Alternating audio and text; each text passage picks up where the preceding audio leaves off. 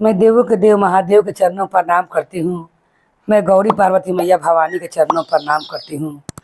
मैं कार्तिक गणेश दोनों भैया के चरणों में प्रणाम करती हूँ। मैं सभी देवी दुर्गा के चरणों में प्रणाम करती हूँ।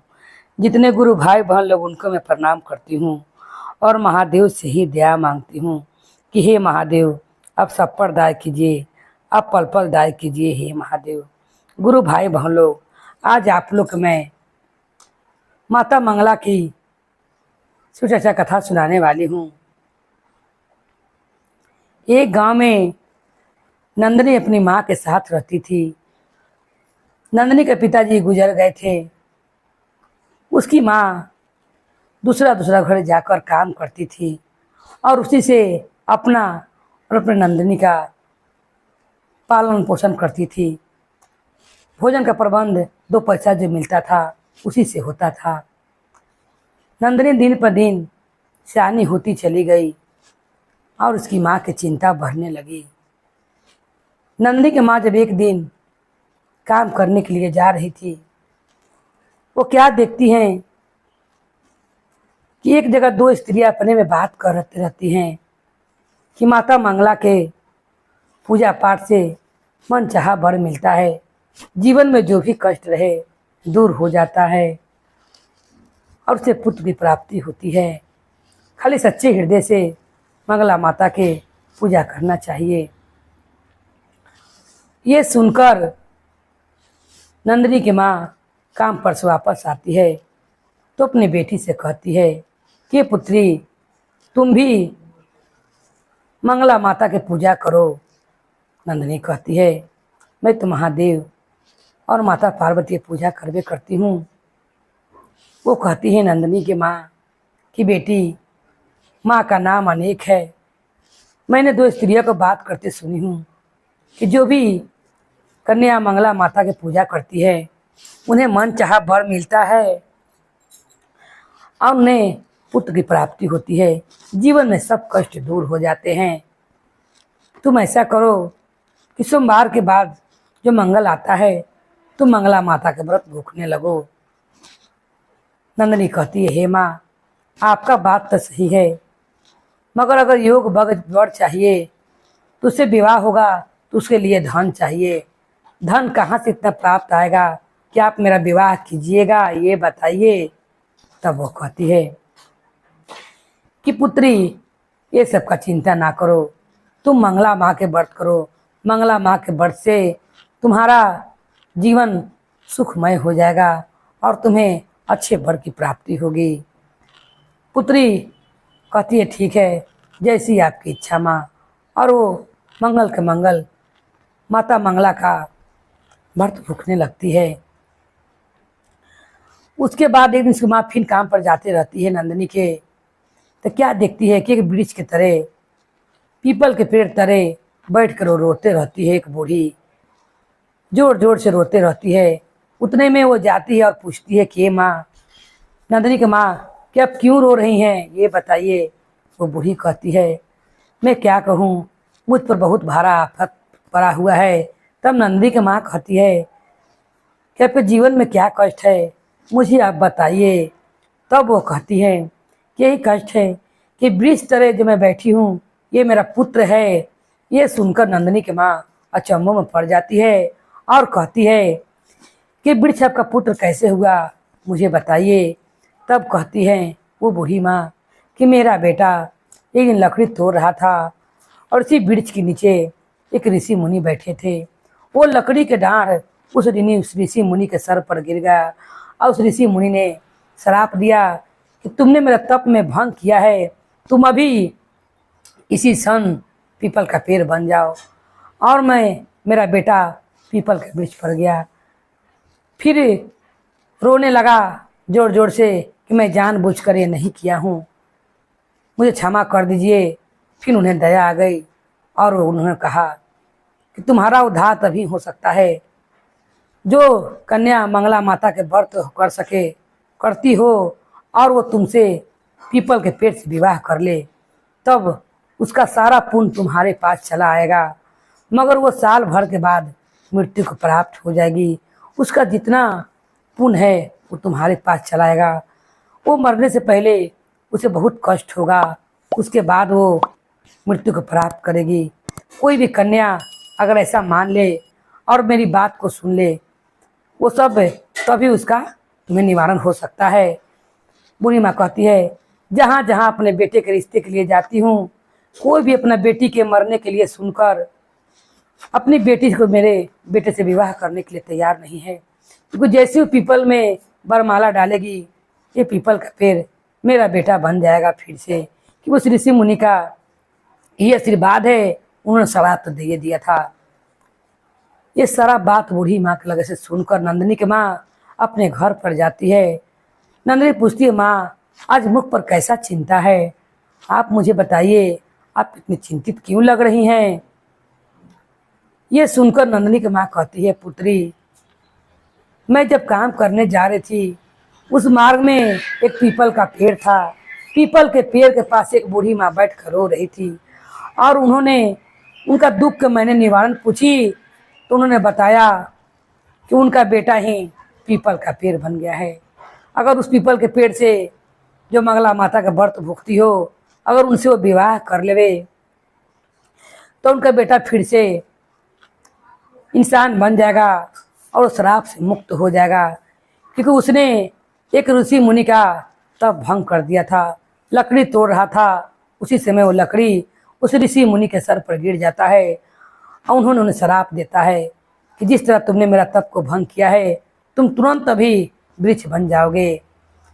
फिर उन्होंने उस लड़का को क्षमा मांगा तो उस लड़का को क्षमा भी कर दिए और उन्हें उसका जीवन को उद्धार बताएं कि इसके जीवन में, तुम्हारे जीवन में कोई कन्या अगर जो मंगला माता के व्रत भुगती हो, वो तुमसे विवाह कर ले तो तुम्हारा फिर से इंसानी रूप हो जाएगा और वो साल भर के बाद मगर वो मृत्यु को प्राप्त हो जाएगी और उससे पहले उसका तबीयत खराब ही चलेगा, उसका जीवन में बहुत दुख हो जाएगा। ऐसा ऐसा बात है। नंदिनी सुनकर कहती है, हे माँ, सच्चे हृदय के मनुष्य दूसरा को भलाई करते हैं। उस बूढ़ी माँ के जीवन में तो बहुत दुख है, वो बेचारी इतनी बूढ़ी है तो कोई काम भी नहीं कर सकती है, इसलिए मैं उनका दुख का निवारण करूंगी और मैं उनके पुत्र से विवाह करूंगी।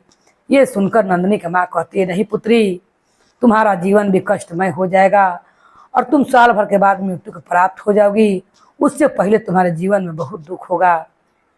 नंदिनी कहती है, ये माँ, मैंने आपका बात माना कि मैंने मंगला माता का व्रत स्टार्ट किया, मुझे मंगला माँ पर पूरा भरोसा है, मंगला माँ ऐसा कुछ नहीं होने देगी। आप मुझे उस बूढ़ी माँ के बेटे से विवाह करने के लिए आशीर्वाद दीजिए और चलकर उनसे बात कीजिए। नंदिनी के बात के आगे नंदिनी की माँ हार मान लेती है और अपने पुत्री को लेकर उस बूढ़ी माँ के पास जाती है। जब उस बूढ़ी माँ अपने पीपल को पेड़ को बेटा समझकर रोते रहती है और रोते रहती है, उसी समय देखती है कि एक सुंदर कन्या और वही स्त्री आ रही है। तब नंदिनी की माँ कहती है कि आपका दुख का निवारण मेरी पुत्री करेगी और आपके बेटे से विवाह करेगी। उसी समय ये बात सुनकर बूढ़ी माँ बहुत प्रसन्न होती है और कहती है कि इस दुनिया में ऐसा ऐसा भी आदमी है जो दूसरे के लिए अपने जीवन को समाप्त कर सकता है, क्योंकि सब जानती थी कि साल भर के बाद मेरा मृत्यु हो जाएगा। जनला के बाद भी उसने उस बूढ़ी माँ का मदद करने के लिए सोचा और उनका भलाई देखा कि उनका बुढ़ारी में कोई सहारा नहीं है। ये सोचकर उसने विवाह करने के लिए तैयार हो गई।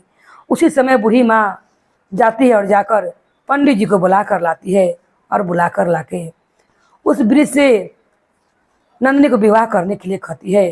पंडित जी कहते हैं, ऐसा भी कहूँ होता है कि वृक्ष से लड़की का विवाह होता है। तब नंदिनी कहती है, मैं जो कहती हूँ आप कीजिए, मुझसे विवाह होते ही ये सुंदर एक युवक बन जाएगा, आप मुझे इनसे विवाह करा दीजिए। पंडित तैयार हो जाता है। जैसे जयमाला उस पेड़ में डालती है वृक्ष में, वो तुरंत इंसान का रूप हो जाता है और फिर वहीं पर उसी वृक्ष के लगे वृक्ष इंसान बन जाता है। वहीं पर पंडित जी दोनों का विवाह कराते हैं।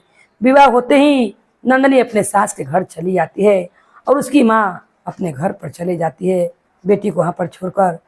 वो बूढ़ी माँ अपने बेटा और बहू को लेकर अपने घर को आते हैं। जब घर को आते हैं, अब नंदनी को माँ को एक चिंता सताने लगती है कि मेरी बेटी साल भर का ही मेहमान है। वो कहती है, हे मंगला माता, मेरी बेटी ने आपका व्रत बहुत नियम से किया है और मैंने ये बात भी सुना है कि जो स्त्री जो कन्या आपकी पूजा करती हैं, उनकी सुहाग की रक्षा करती हैं और उन्हें मन चाहा हुआ वर देती हैं, पुत्र की प्राप्ति देती हैं। तो मेरी बेटी पर भी कृपा कीजिए। यहाँ पर नंदनी रोज अपने सास और पति की सेवा करती है और एक दिन सोचती है, मंगला माता की पूजा करते हुए कहती है कि हे माँ, ये जो मेरे जीवन में कष्ट है कि मैं बीमार से जूझूंगी और तब मैं मरूंगी, मैं ऐसा नहीं चाहती हूँ। मैं ये चाहती हूँ कि मुझे बीमारी ना होके और मैं अच्छे मैं आपके पास चली आऊँ। और ये सोचकर नंदनी भोजन त्याग देती है। भोजन त्याग कर 2-4 दिन वो भोजन नहीं करती है और वो भूखे ही रहने लगती है। उसके बाद नंदनी जब भूखा रहती है, उसी समय मंगला माता देखती है कि दूसरे के प्राण बचाने के लिए इसने तो स्वयं को धाप पर लगा दिया। अपने पति के प्राण के लिए, ये जानते हुए भी कि साल भर के बाद मुझे मृत्यु हो जाएगा, शादी के पहले ये बात जानते हुए भी इसने अपना शरीर का चिंता नहीं किया और इस बूढ़ी का दुख का निवारण किया। दूसरा लड़की रहती तो अपने स्वार्थ के लिए विवाह नहीं करती और कहती, क्यों मैं अपना जीवन बेकार करूं। वो तुरंत मंगला माता उसे दर्शन देती है और कहती है, पुत्री, तुम्हारे भक्ति से मैं बहुत प्रसन्न हूँ, तुम जल अन्न ना त्यागो। वो कहती है, माँ, जो साल भर के बाद मृत्यु आने वाला है, मैं चाहती हूँ कि आपके भक्ति करते हुए मैं मृत्यु को प्राप्त हो जाऊँ। मंगला माँ कहती है, पुत्री, मैं तुम्हारी भक्ति से अत्यंत ही प्रसन्न हूँ। मैं तुम्हें आशीर्वाद देती हूँ कि ना तुम्हारा मृत्यु होगा, तुम्हारा पति का और लंबा उम्र होगा और तुम अपने घर पर भरी पूरी रहोगी और तुम्हें पुत्र की प्राप्ति होगी। उतना कहकर माता रानी उसे आशीर्वाद देकर उसका दुख से निवारण कर कर और जो मृत्यु था साल भर के बाद उसे मृत्यु होने वाला, वो भी टल जाता है। और जो देह में दुख आने वाला था, मंगला माता की कृपा से वो भी कष्ट उसे नहीं होता है और माता वहाँ से अंतर ध्यान हो जाती हैं। यहाँ पर नंदनी ये बात सुनकर माता के अपनी माँ के घर जाती है पति के संग और माँ भी चिंता से बीमार हुई रहती है। माँ से कहती है कि हे माँ, तुम क्यों चिंता करती हो। मंगला माँ ने स्वयं मुझे दर्शन दिया है और मुझे आशीर्वाद देकर गई है कि मेरा मृत्यु साल भर के बाद नहीं होगा, मैं सौभाग्यवती रहूँगी और मैं समय अला पर अपना पति से पहले उसको पधारूँगी। माँ, चिंता को त्याग दो। ये बात सुनकर नंदनी के माँ मंगला माता को नमन करती है और कहती है, हे माँ, जिस तरह आपने मेरी बेटी को जीवन को सुखमय बना दिया और उनका पूजा का लाज रखा, मेरी बेटी ने जो व्रत किया उसका आपने मान रखा और जितना मैंने सुना था उससे ज़्यादा आपने दिया।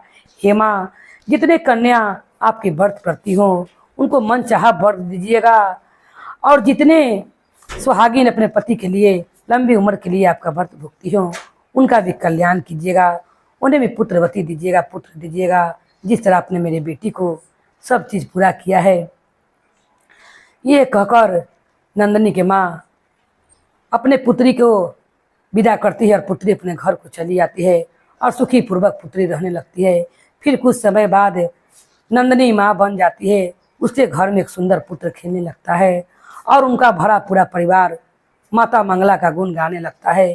तो हे माता मंगला, जिस तरह आपने नंदनी को जीवन को सुखमय कर दिया और उनका व्रत कैला के आपने लाज रखा और उनको सुहाग को अमर किया और मृत्यु को भी नंदनी के सर से टाल दिया। हे माता मंगला, अब सब भक्त पर ऐसे ही कृपा कीजिए, अपना कृपा बना के रखिए। बोलिए माता मंगला की जय, मैया भवानी की जय, हर हर महादेव की जय।